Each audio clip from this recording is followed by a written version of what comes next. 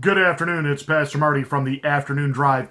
Get ready for this 2020 campaign issue, gun confiscation. You've already got AOC, the artist formerly known as HIV, Alexandria Ocasio-Cortez. She's out there saying that what we saw in New Zealand and their actions to ban guns is exactly what we ought to do here. And today, it's breaking on some of the news outlets that we have another victim from the school shooting in Florida. As you remember, there was the school shooting that launched the activist career of David Hogg, where he claimed to have gotten into the school as the shooting was active to try to film it and give us a timeline documentary as it was unfolding. He has since used that little fame to CNN helped him host a town hall meeting where he went after Dana Loesch and Marco Rubio and called any politician that takes money from the NRA as preying on innocent blood. This is the kind of kid this so-called David Hogg is. And he's gotten into Harvard under interesting circumstances, considering that he would be at the lowest 20 percentile of those who took the SAT, yet he's in Harvard.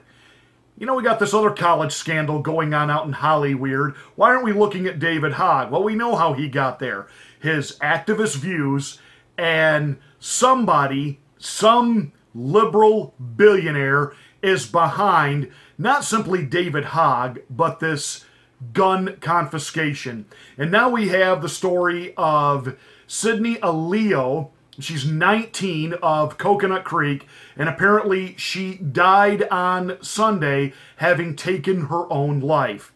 She had what psychiatrists are referring to as survivor's guilt. Her parents are all over the TV now talking about student PSTs.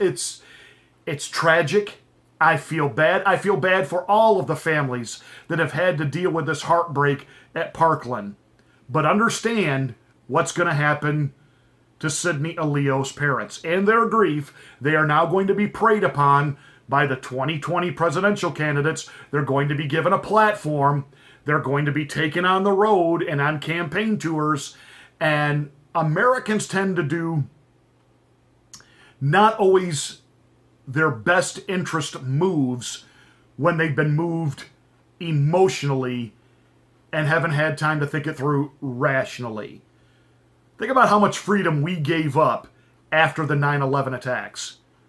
You know, our founding fathers warned us, do not forsake freedom for the false sense of security. And yet, sometimes we do that during a tragedy. You take New Zealand, which again, they tried to blame that on President Trump.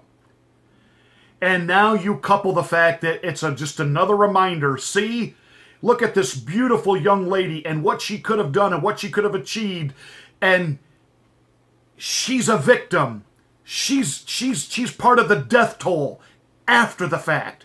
And this will be the new thing now with any tragic shooting, any tragic uprising of any kind.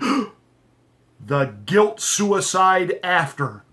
We have got to do away with what creates these scenarios, i.e.